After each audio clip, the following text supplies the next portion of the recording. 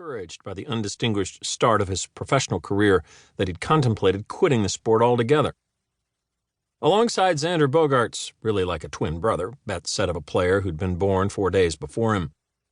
He'd been part of 2 of the worst seasons in modern Red Sox history, including one where he felt so unwelcomed in the big leagues that at one point he was relieved for his demotion to the minors. He'd spent time feeling like the world was pitting him against his career-long friend, Jackie Bradley Jr. Making their futures a competition only one could win. And even when he'd experienced both individual and team success in the 2016 and 2017 seasons, those years ended in disappointment, with early dismissals from the playoffs. That past played into the sweetness of that Southern California night, as Betts converged with fellow 2011 draftee Bradley and 2015 first-rounder Andrew Benintendi behind the infield dirt before taking off on the weightless sprint to the infield scrum. There they encountered Bogaerts, the 26-year-old shortstop who'd been in the Red Sox organization since signing out of Aruba in 2009, and who represented the lone active holdover from the team's previous championship in 2013. Third baseman Rafael Devers signed out of the Dominican Republic as a 16-year-old in 2013, and who had turned 22 years old during the World Series, ran over from his position to join the growing mob. Those 6 players represented a remarkable confluence. The Red Sox became the first American League team since the 1984 Tigers with at least 6 homegrown players under 30 years old on the field or in the lineup at the moment that they clinched. That group formed, in the words of assistant GM Eddie Romero, the heartbeat of the club, one that represented not just greatness in that moment, but a sometimes painful but ultimately triumphant trajectory over the decade. They weren't alone, of course. The contest that secured a title had been started by David Price, a pitcher who came to Boston on a record-setting $217 million contract.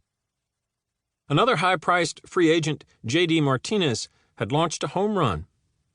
And it was Sale, a player imported via a blockbuster trade who unleashed the final pitch of the season. Those imported players made clear that the Red Sox had benefited not just from a phenomenal group of players who'd been scouted by the organization as amateurs, but also from remarkable resources, the most expensive World Series winner ever. Yet while there was an undeniably immense investment made by the Red Sox in the 2018 team, payroll alone could not form the basis of a championship. Indeed, in many ways, the team's considerable financial assets were less valuable and certainly less scarce than another kind of resource that featured prominently on the field at the time of the final pitch of the 2018 season. That yield of 6 players on the field for the final pitch was the end result of a remarkable distillation process that connected so many members of the organization to the triumph. Since 2011, the year that Betts and Bradley were drafted and made their professional debuts, a total of 907 players had stepped onto the field as Red Sox minor leaguers. They'd been supported during that time by 71 uniformed coaches in the farm system, 63 athletic training staffers, 25 strength and conditioning coaches, and 6 mental skills instructors.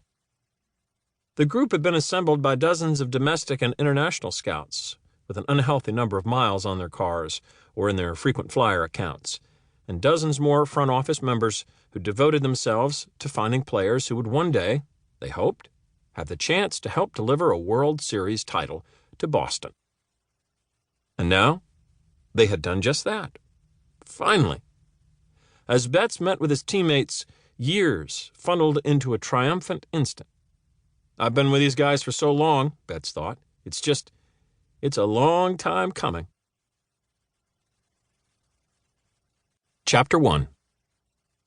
The Boiler Room.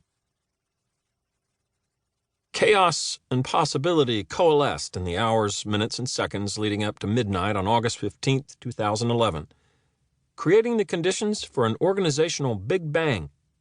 One night would shape the Red Sox for years to come.